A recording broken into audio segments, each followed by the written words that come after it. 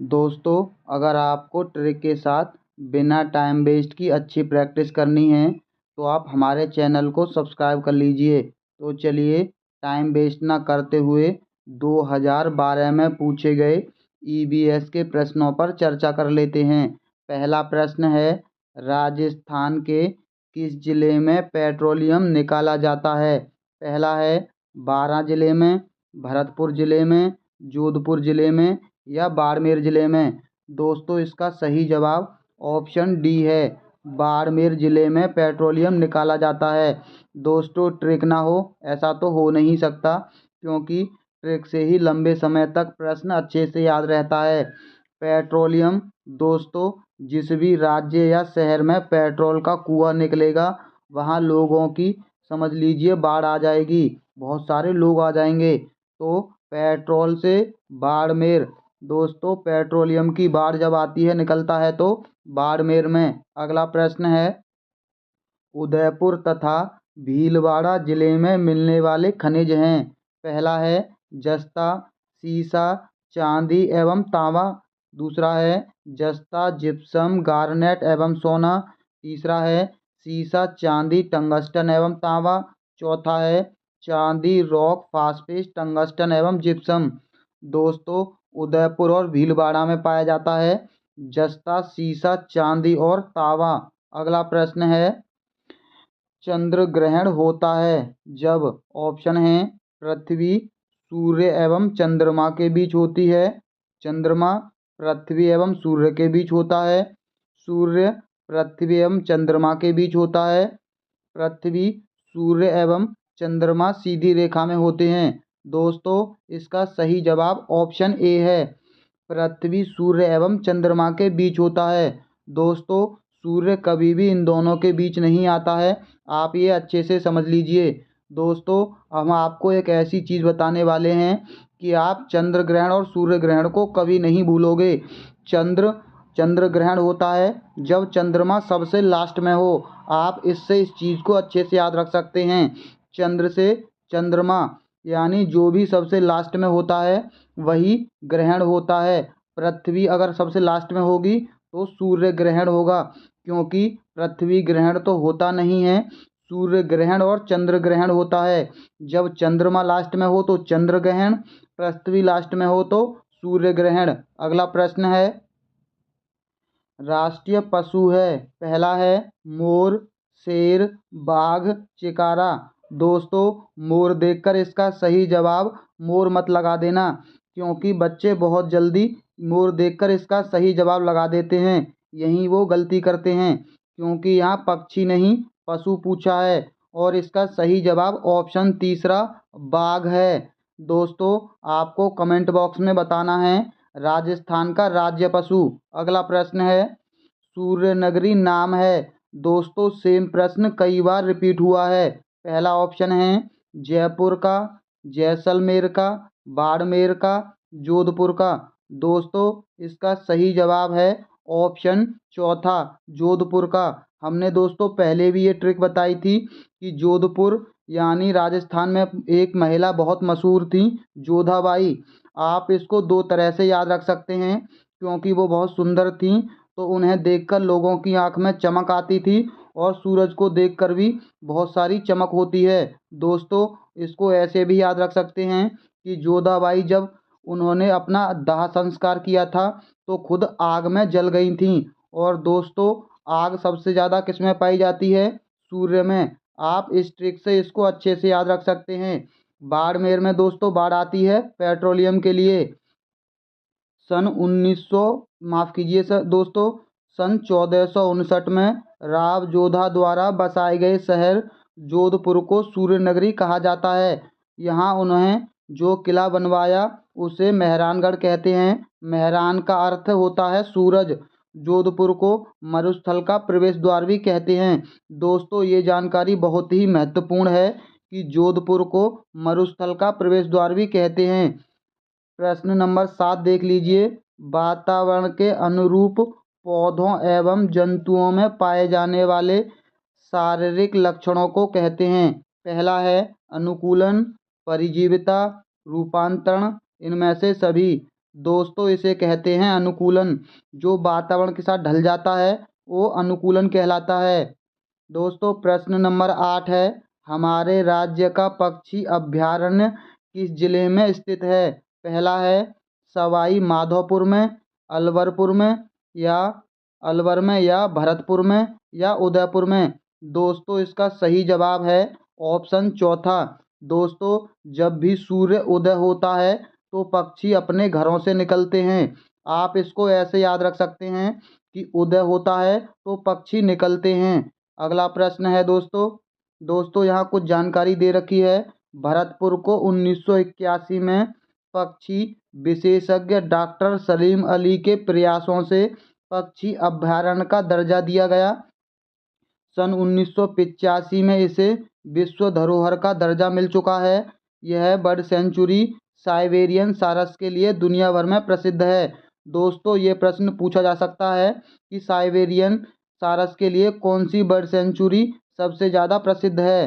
दोस्तों प्रश्न नंबर 10 है, निम्न में से कौन सा कथन वायु के दोस्तों प्रश्न नंबर 8 होगा। निम्न में से कौन सा कथन वायु के संबंध में सही नहीं है? पहला है वायुयान उड़ते हैं, दूसरा है वायु में भार होता है, तीसरा है वायु स्थान घेरती है, चौथा है वायु में रंग होता है। दोस्तों इसका सही जवाब ऑप्शन चौथा होगा, क्योंकि यहाँ गलत कथन पूछा है। वायु में वायुयान उड़ते हैं ये कथन बिल्कुल सही है। वायु में भार भी होता है ये भी कथन सही है। वायु स्थान घेरती है ये भी कथन बिल्कुल सही है। वायु के अंदर कोई भी रंग नहीं होता, वायु रंगहीन होती है। अगला प्रश्न देख लीजिए, घड़ी की स्प्रिंग में संग्रहित ऊर्जा है।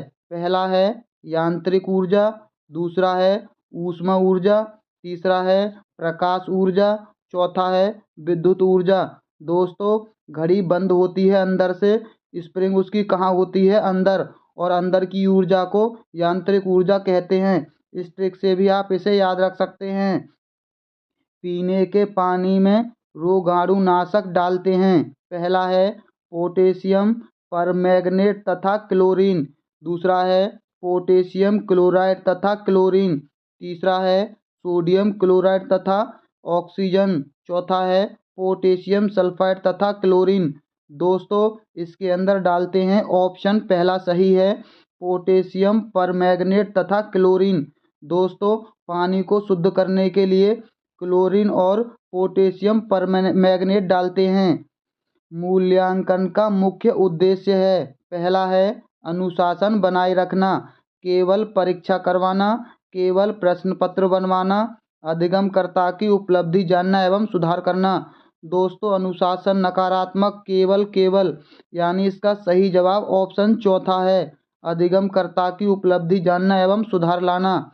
प्रश्न नंबर अगला है दोस्तों, निम्न में से कौन सी क्रिया विज्ञान शिक्षण में पाठ्य सहगामी है? पहला है विज्ञान क्लब, श्रव्य दृश्य सामग्री, पाठ्य पुस्तक, श्यामपट। दोस्तों अगर इसके अंदर विज्ञान शब्द नहीं दे रखा होता तब इसका सबसे सही जवाब ऑप्शन बी हो जाता। श्रव्य दृश्य सामग्री ये सबसे अच्छा साधन होता है पढ़ाई के लिए, लेकिन यहाँ विज्ञान शिक्षण के लिए बात कर रहा है तो इसका सही जवाब ऑप्शन ए होगा, विज्ञान क्लब। प्रश्न अगला है दोस्तों, पानी में अशुद्धि, दही से मक्खन, गेहूं से छोटे कंकर आदि को अलग करने की क्रिया को कहते हैं। पहला है अवसादन, पृथक्करण, छानना, ऊर्ध्वपातन। दोस्तों इसका सही जवाब ऑप्शन दूसरा है, पृथक्करण। बाकी ये तीनों पृथक्करण के प्रकार हैं।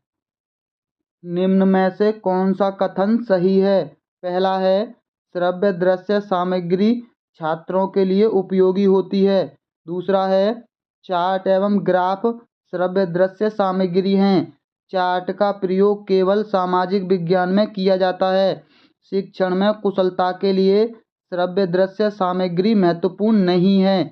दोस्तों आपको पता है ग्राफ केवल दृश्य सामग्री है, चार्ट भी दृश्य सामग्री है, और चार्ट का प्रयोग केवल शब्द तो नकारात्मक हो गया, और यहाँ आपको पहले ही पता चल गया कि श्रव्य दृश्य तो महत्वपूर्ण होती है, इसीलिए इसका सही जवाब ऑप्शन पहला होगा, श्रव्य दृश्य सामग्री छात्रों के लिए उपयोगी है।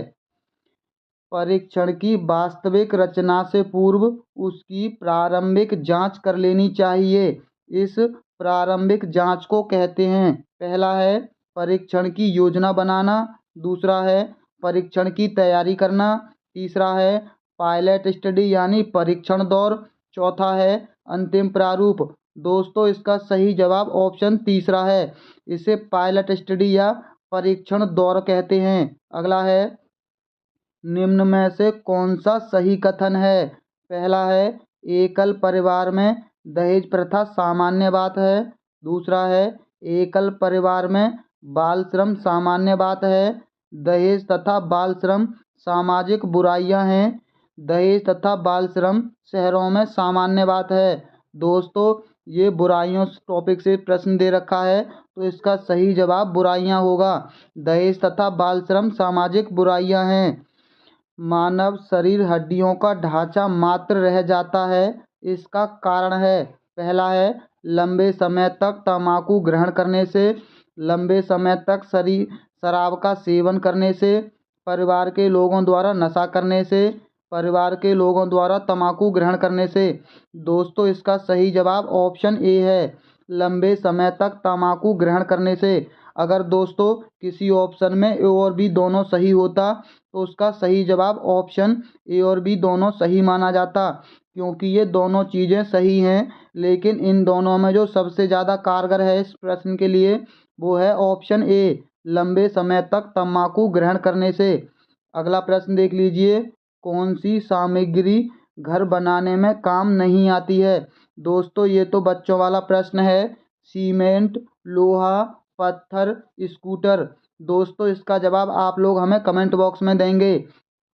ऊन प्राप्त होती है, ऑप्शन हैं भेड़, ऊंट, याक के बालों से, भेड़, शेर तथा ऊंट के बालों से, ऊंट, हाथी, खरगोश के बालों से, गाय, बकरी तथा भेड़ के बालों से। दोस्तों गाय से ऊँट प्राप्त नहीं होती है, हाथी और खरगोश से भी नहीं होती है, शेर तो किसी में दम नहीं है कि उससे बाल काट ले। इसका सही जवाब ऑप्शन ए है, भेड़, ऊंट और याक के बालों से। बंदर, शेर तथा चूहे के घर क्रमशः हैं। दोस्तों इनके घर बताने हैं, घोंसला, पेड़ और बिल, गुफा, बिल और पेड़, पेड़, गुफा और बिल, बिल, पेड़ और गुफा। दोस्तों बंदर हमेशा पेड़ पर रहता है, शेर रहता है गुफा में और चूहा रहता है बिल में, यानी इसका सही जवाब ऑप्शन तीसरा है, पेड़, गुफा और बिल। अगला देख लीजिए, निम्न को सावधानी से देखें। दोस्तों इस वाले चित्र को उपरोक्त यातायात संकेत का अर्थ है, पहला है मुख्य सड़क, संकड़ी पुलिया, रेलवे फाटक, खराब सड़क। दोस्तों यहाँ गड्ढे हैं, यानी ये गड्ढे दर्शा रहा है, यानी खराब सड़क है। छोटी मात्रा एवं रेबीज रोग का कारण होता है, पहला है वायरस, प्रोटोजोआ, बैक्टीरिया या निमेटोड। दोस्तों इसका सही जवाब है ऑप्शन पहला, वायरस के कारण छोटी मात्रा एवं रेबीज रोग हो जाता है। दोस्तों अगला प्रश्न है, हम भोजन करते हैं एवं पाचन होता है, इस पचित भोजन के उपयोगी पदार्थों का अवशोषण होता है, पहला है अमाशय की दीवार पर, छोटी आंत की दीवार से, बृहद आंत की दीवार से, यकृत में। दोस्तों ये होता है आमाशय की दीवार से। अगला प्रश्न देख लीजिए, पौधे प्रकाश संश्लेषण द्वारा भोजन बनाते हैं, प्रकाश संश्लेषण की क्रिया में निम्न आवश्यक होते हैं, पहला है ऑक्सीजन, जल, सूर्य का प्रकाश एवं पर्णरहित, दूसरा है ऑक्सीजन, शर्करा, सूर्य का प्रकाश एवं जल, तीसरा है कार्बन डाइऑक्साइड, जल, सूर्य का प्रकाश एवं पर्णरहित, कार्बन डाइऑक्साइड, शर्करा, जल एवं सूर्य का प्रकाश। दोस्तों इसके लिए जो सबसे ज़्यादा उपयोगी है वो है ऑप्शन सी, कार्बन डाइऑक्साइड पौधे ग्रहण करते हैं, जल की जरूरत होती है, सूर्य का प्रकाश तो सबसे महत्वपूर्ण होता है, एवं पर्णरहित, यानी इसका सही जवाब ऑप्शन तीसरा होगा प्रकाश संश्लेषण के लिए। अगला प्रश्न देख लीजिए, मानव शरीर का सामान्य तापमान होता है, पहला है 33 degree Celsius, 38 degree Celsius, 98.6 degree Celsius या 37 डिग्री सेल्सियस। दोस्तों इसका सही जवाब ऑप्शन चौथा है, 37 डिग्री सेल्सियस। दोस्तों 98.6 सेल्सियस नहीं होता बल्कि फ़ारेनहाइट होता है। अगर सी की जगह एफ लगा होता तब इसका सही जवाब तीसरा और चौथा दोनों होता। अगला प्रश्न देख लीजिए, निम्नलिखित में से कौन सा राज्य देश राजस्थान के जैसलमेर तथा श्री गंगानगर जिलों से लगा हुआ है? पहला है गुजरात, मध्य प्रदेश, हरियाणा, पाकिस्तान। दोस्तों इसका सही जवाब है ऑप्शन डी, पाकिस्तान। पाकिस्तान शहर दोस्तों पाकिस्तान के साथ राजस्थान के जैसलमेर ज़िले की जो सीमा है वो 464 किलोमीटर लगी हुई है और श्रीनगर ज़िले की 210 किलोमीटर और बीकानेर ज़िले की 168 किलोमीटर। अगला प्रश्न है दोस्तों, प्रथम कृत्रिम उपग्रह का नाम था? पहला है भास्कर, आर्यभट्ट, रोहिणी, एडुसेट। दोस्तों जो पहला था वो आर्यभट्ट था उपग्रह। दोस्तों विश्व पर्यावरण दिवस मनाया जाता है? पहला है 21 मई को, 27 मई को, 5 जून को या 14 नवंबर को। दोस्तों ये मनाया जाता है 5 जून को। ये प्रश्न तो एग्जामों में इतनी बार पूछा गया है कि हर बच्चे की जुबान पर इसका सही जवाब होता है। जलीय जंतुओं में श्वसन होता है? पहला है फेफड़ों द्वारा, फुफ्फुसों द्वारा, वायु कोश द्वारा या गलफड़ द्वारा। दोस्तों इसका जो सही जवाब है ऑप्शन चौथा है, गलफड़ों के द्वारा होता है। आप इसे मछली से भी याद रख सकते हैं क्योंकि मछली के श्वसन के बारे में तो सब लोग जानते हैं कि गलफड़ों से वो श्वसन प्रक्रिया करती है। अगला देख लीजिए, राष्ट्रीय झंडे के बारे में निम्न कथनों का सावधानी पूर्वक अवलोकन कीजिए।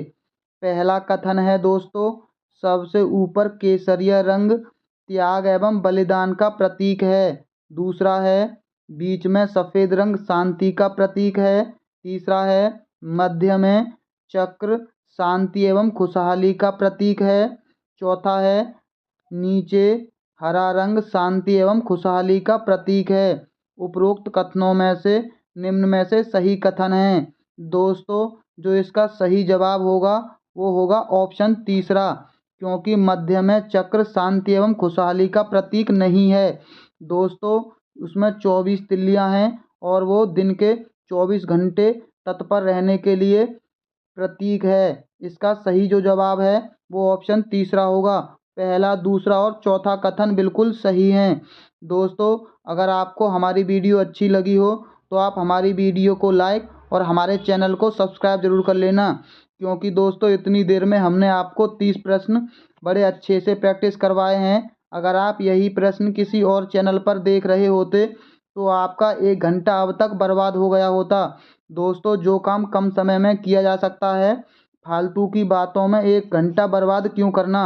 दोस्तों ऐसे ही वीडियो देखने के लिए आप हमारे चैनल को सब्सक्राइब ज़रूर कर लेना। तो चलिए दोस्तों मिलते हैं अगली वीडियो में। वीडियो देखने के लिए बहुत बहुत धन्यवाद।